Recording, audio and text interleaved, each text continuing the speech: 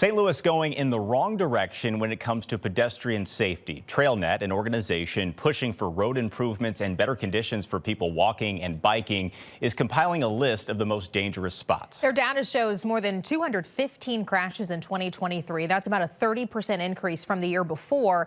And now they're closely looking at areas with repeat incidents. First Alert 4's Nathan Vickers is at one of those locations near Chippewa and Loughborough where a woman was badly injured in a crash last month. Nathan?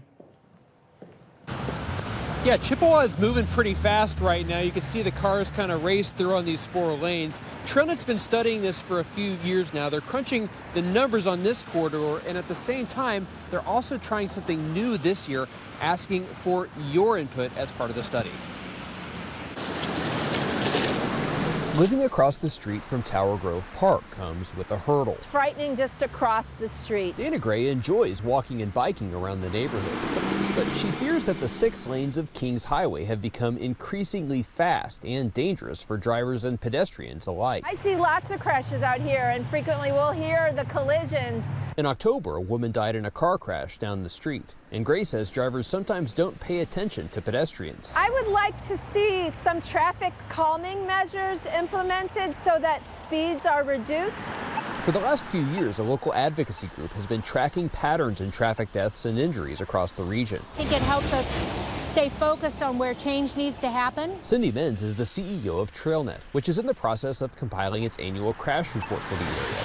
In previous years, they've identified several corridors with high rates of crashes and pedestrian injuries, including Gray's stretch of Kings Highway and this stretch of Chippewa, where Matt Lehman stops for lunch. Well, there's a lot of distracted drivers, I guess, and I wouldn't put my life out there. A woman crossing the street was hurt here a month ago. The city has promised improvements to the area coming this summer. We're seeing some of the top corridors being addressed by the city and the county.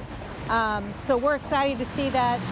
For this year's report, Trailnet is also asking for your input. They've launched a survey asking people to share their experiences. We want people to share their stories of the difficulties and fears that they've had as a pedestrian. Gray has been helping to spread that survey around her neighborhood and others. I think it's important that more voices are brought into the story. She hopes it could help get the green light for safety projects for her community. You can be part of the solution to make improvements where they're needed. Trailnet is still going over some of the numbers from the end of 2023. They plan to release that crash report sometime in the spring of this year. Reporting live, Nathan Vickers, First Alert 4.